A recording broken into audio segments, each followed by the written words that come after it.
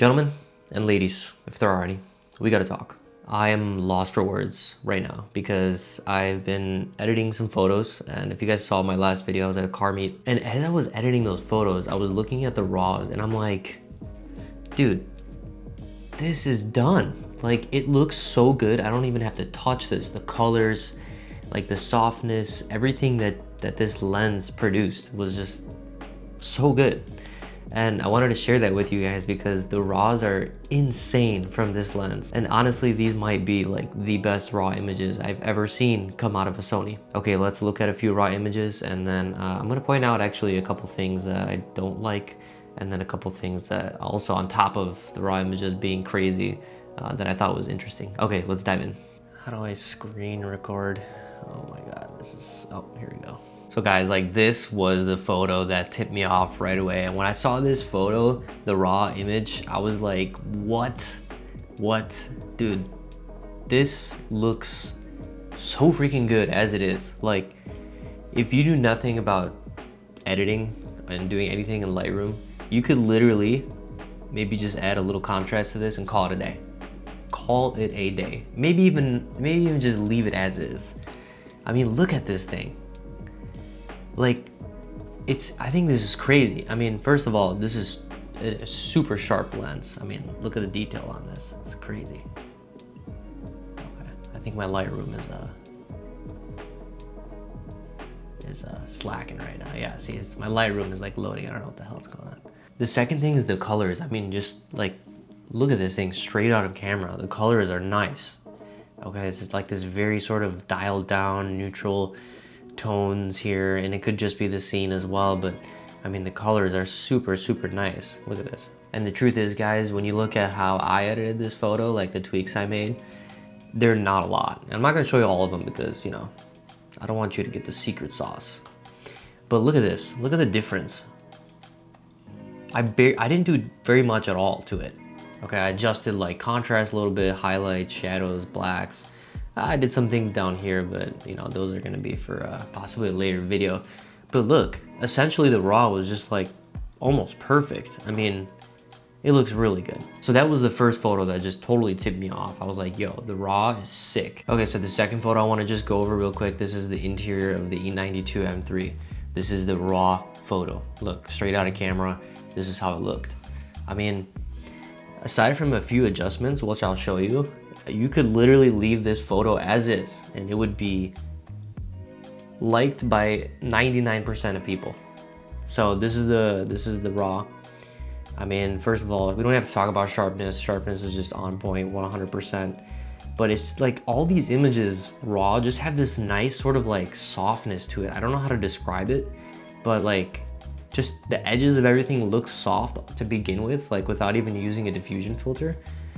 And they just look so appealing. And like, this is the RAW version. So imagine if I just slightly corrected like the lighting.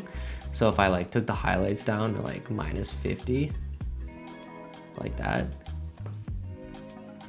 right? Just to kind of like make things look a tad bit better, and maybe bring like the shadows down just a bit. Maybe add a little contrast, exposure just a tad. Like, we didn't even do anything with colors.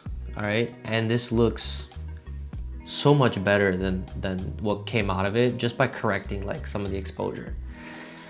So I think that's amazing. I mean, it looks soft, it looks sharp at the same time, and I'm lost for words. There's one more photo I gotta show you guys. Of course, you know, if my edit of this could come out of the camera just like that, that would be amazing. But you know, we gotta tweak it. So that was my edit right there. Again, I didn't have to do too much, but just special sauce. This is the third photo from the car series that I want to show you guys. And then I want to show you one more from a street photography session that I had, just to point out something that was super interesting about this lens. This is the RAW, okay? This looks pretty darn good. I mean, very sharp, but everything just has like this nice sort of like softness to it. And keep in mind, I didn't lower softness in the camera settings at all. I didn't touch anything.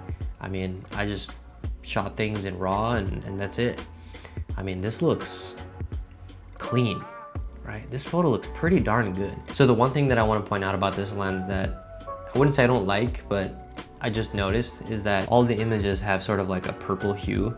So if you see that, the white balance like leans more towards magenta, which is not a big deal. We just fix it in Lightroom, but just you can tell that right away when you look at the photos. But yeah, that's I think the raw is just insane. I mean, that looks pretty darn good. All right, guys, before we end this video, there's one more thing I wanted to show you. So I did a little street photography session 2 videos ago, and I shot with this lens, of course, on this camera. No filter, there's no diffusion filter, just pure lens. And I just wanted to show you guys, and I find this quite interesting too.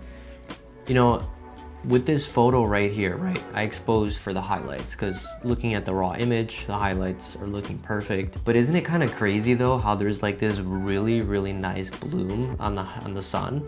Like, you know, you throw my edit on there, okay, great, looks good, but I'm just like shocked by the amount of nice bloom that's coming off of the sun. Like I can't even describe it. So that's a pretty cool characteristic about this lens. I try to look through other photos too, and like it has the same effect. So it's like, do you even need a diffusion filter for this lens? I think you probably don't, but I'm gonna make another video coming soon with the diffusion filter so we can see how it looks. But even looking at this photo, which was the same day, same shoot, like look at the highlight bloom over here. Like it looks really nice. Like it's rolling off really softly. And then if you throw my edit on there, it's insane. Like, why does it bloom so nicely?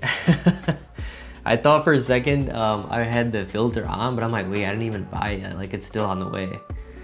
Yeah, that's pretty crazy. Yeah, so that's it, guys. That's all I wanted to share. I just wanted to show you guys these banging raw photos and the beautiful bloom that's coming off this lens. Like, I'm in shock. So if you want a lens that's super sick right out of the box, this is the one, man. The Sigma 35mm, dude, I can't wait till the 50mm is coming out.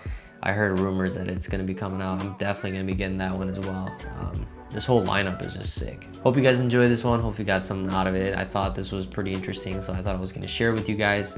Of course, we got another street photography video coming out here soon. Stay tuned for that. If you guys are seeing me for the first time, welcome. My name is Junette. I know it doesn't look like that down there, but in Albanian, which is my ethnicity, XHYNET is how you would get that, but in English it's pronounced Junette.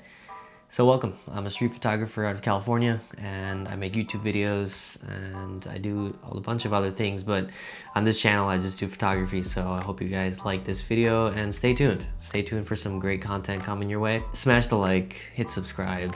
I love you guys, and we will meet again.